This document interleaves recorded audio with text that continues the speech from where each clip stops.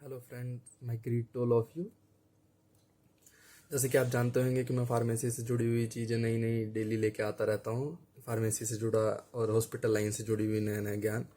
सो आशा करता हूँ कि आज भी कुछ मैं लेके आया हूँ, आप ध्यान से सुनेंगे।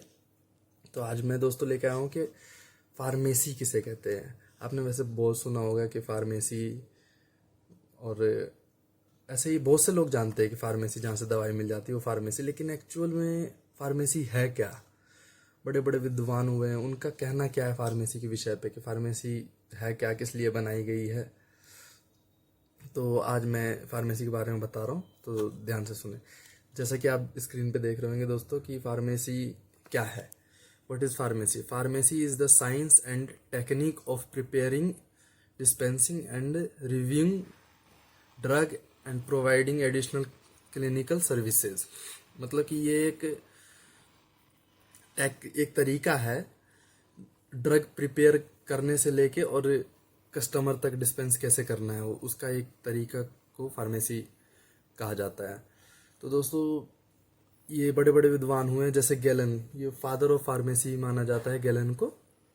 ये अमेरिका में इनका जन्म हुआ था 1817 में, और ये बहुत बड़े फिजिशियन रहे हैं, डॉक्टर मीन्स, और सर्जन, बहुत बड़े सर्जन रहे हैं। इन्होंने पहली फार्मेसी की स्थापना करी थी अमेरिका में, तो इन्हें फादर ऑफ फार्मेसी कहा गया। और ऐसे ही दोस्तों आते हैं कि इंडिया के फादर ऑफ फार्मेसी कौन है। दोस्तों, इंडिया के father of pharmacy mister Mahadev Lal Shroff, जिनका जन्म 1902 में बिहार के दरभंगा जिले के एक छोटे से गांव में हुआ था, तथा इनकी शिक्षा काफ़ी उच्च स्तर की रही है। इन्होंने चाइना, जापान, अमेरिका तक मतलब पढ़ाई करी वहाँ पर काफ़ी दिनों तक प्रोफेसर रहे। वो उसके बाद वो इंडिया आते हैं, और इंडिया में सबसे पहली फार्मेसी की स्थापना करी थी इन्होंने।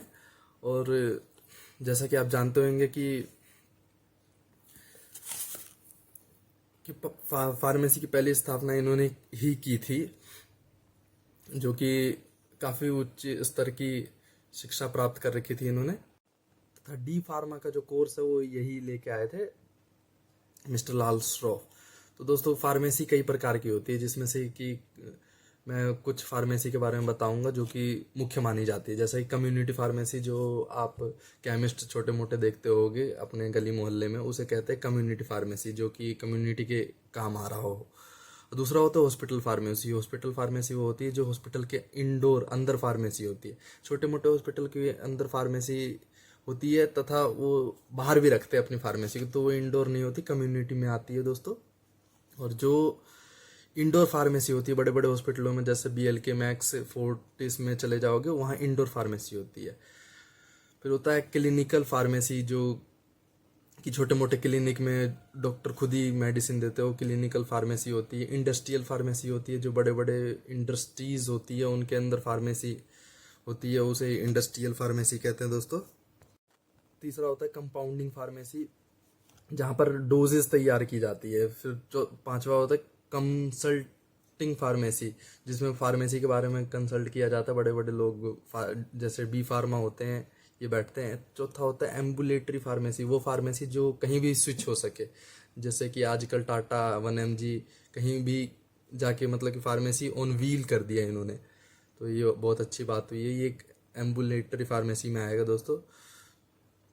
रेगुलेटरी फार्मेसी होता है दोस्तों, ये भी रेगुलर बेसिस पे वर्क करने वाली फार्मेसी होती है, जो कि फार्मेसी को ही सर्विस प्रोवाइड करती है।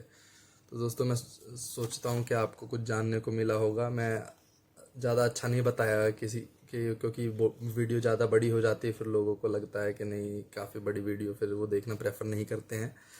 तो मैं आशा करता हूँ आपको कुछ सीखने को मिला होगा हमारी वीडियो से। तो धन्यवाद।